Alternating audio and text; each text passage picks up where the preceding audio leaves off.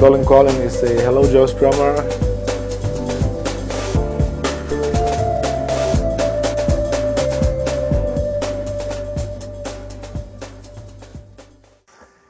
Well, Berlin Calling at the end is a contemporary music portrait, a portrait about an artist, and in cinematic terms, maybe it's like a modern Jim Morrison, you know. And it's not sex and drugs and rock and roll, it's sex and drugs and techno. So this opens up maybe for a brighter audience, and then you follow the life of an electronic composer who's flying too high. Well, I was living all the 90s in Berlin, so I always felt, I always liked techno parties, electronic music parties. I was never the guy who was going every Friday to Monday to dance, but also, beginning of the 90s, I was there, I was following the evolution of electronic music. And I was always thinking about how to, it's a fascinating world and a fascinating music. Maybe the music of our generation, so, but it took me quite a while to have it clear how to make the movie about it, and for me important was to make a film about now, about 2008. So already in the script I was always talking about the electronic composer, you know, that he's with his laptop, and I have a lot of respect for DJs, but it's different if you compose your music on your computer and you go with this computer on stage and you play your own music. This is a new quality in my point of view. And the struggle he has, the DJ, in a way, is very archetype. You know, it's it's art and craziness, maybe. A lot of artist portraits deal with this, and this is, in this way, it's a very classic film about the modern theme. Zeitgeist, as you said before. Yeah, well, Berlin Calling, you know, London Calling was punk.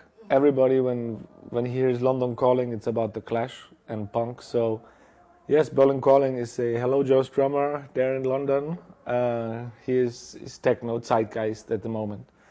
Also, you have to see that electronic music, the step from acid house to techno, was by coincidence with the fall of Berlin Wall. So in a way, electronic music was always also the soundtrack for a young generation of the coming together of East and West and the new Germany, you know, and the new perspective. And this went along with globalization, which at the end is that I think that the people they listen to electronic music from Japan to Brazil to Buenos Aires. Kalkbrenner is playing everywhere in the world.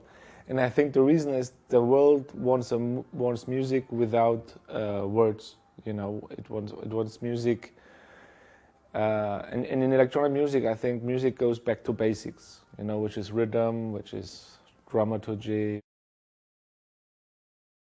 I think it's also a very good. You know, you have also pictures of the sun in the movie, and I think this.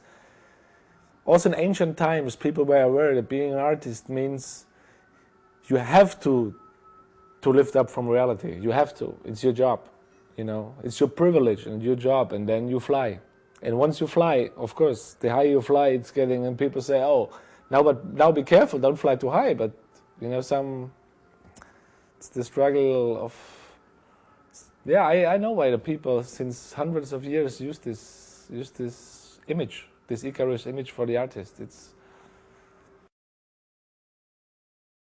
is also what I like about Italian cinema, or that you need to, in order to be comic, you need the tragedy for the comedy.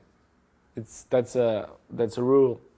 So, funny thing about Berlin Calling maybe is that the people laugh a lot and they go out with a smile. And yesterday I was at a techno party, and in 5 a.m, young people were coming and said, you are vous êtes le réalisateur de Berlin Calling, oui? I said, yes. And they say, yeah, we were laughing all the time, but when I went home, I thought, well, it was a really hard movie. I like to tell the story in a maybe entertaining way, giving hope. And maybe there is the match between my point of view of the world and the music of Paul Kalkbrenner. Paul Kalkbrenner in his music has something like a maybe positive melancholy, you know, and I think I have that in my films also. I think electronic music community, maybe you can compare it with the hippies. It's this culture of ecstasies, this culture of, you know, dancing, looking for alternative models of life, sexual liberty, hedonism, all this. It's a heritage from the hippies at the end, you know. And the music changed, the drugs changed. So when I had the script or the basic outline of the script, the story, I was looking first for a musician. So I called Paul Kalkbrenner because I knew his previous album, which is called Self. Self is an album, very emotional. I was really impressed by this album, very emotional electronic music. Queer Follow is on that, Castanets, Dockyard, Crouch, so many. So I sent Paul the script in order to that he does the music. And then I met him, and I found out that he really likes the character, and he really liked the idea, and we had a very good communication on it. So I accompanied also for research Paul to his gigs, and we had a really good time. And suddenly I thought maybe Paul should play the role, you know, thinking also about Jim Jarmusch, who once said that good musicians are often good actors because they have a feeling for timing and rhythm and so. If Berlin Calling portrays the sharing generation, like what they call it, our generation now, the sharing generation, the global generation, it's logic that they use the internet to promote the movie. And they do it themselves, and they have discussions about it. Some like the movie more, others don't. So but it's a good way. And some people say it's a danger, the internet for independent filmmaking. I don't see any danger. I think this is perfect. Before, without the internet, you needed a lot of money to put posters everywhere in the cities, because this sharing thing is free.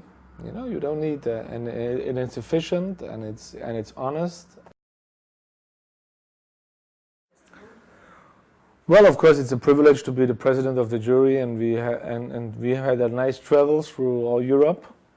We have been to Iceland, we have been to Norway, to England, to Spain, even to Sri Lanka and to Morocco with 2 Italian films.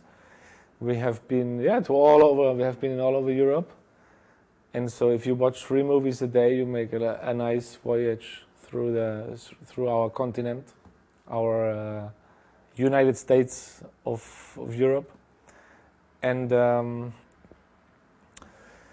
of course also in the jury we had an actress from Spain, an actor from Iceland, and a Turkish-Belgish director, a Flemish actress, and nous parlons franglais. Tu vois, un strange mélange between English and français, et petit fragnol aussi. C'était une discussion avec une langue unique, with a unique language. We formed now a language. The movies take you to their world, and in the best case, you understand more of the world you were just watching. I think maybe this is the most important task of European cinema at the end, to bring these European countries together. Because, in my opinion, politically, we have no alternative to the united Europe, East and West, North and South Europe, to come together and play a part. Otherwise, Europe will not be able to cope with the challenges of the 21st century. Asia and the United States, Asia and America, China, they are so strong. All this, you know, all the challenges we have with climate, with security, with economy, everything.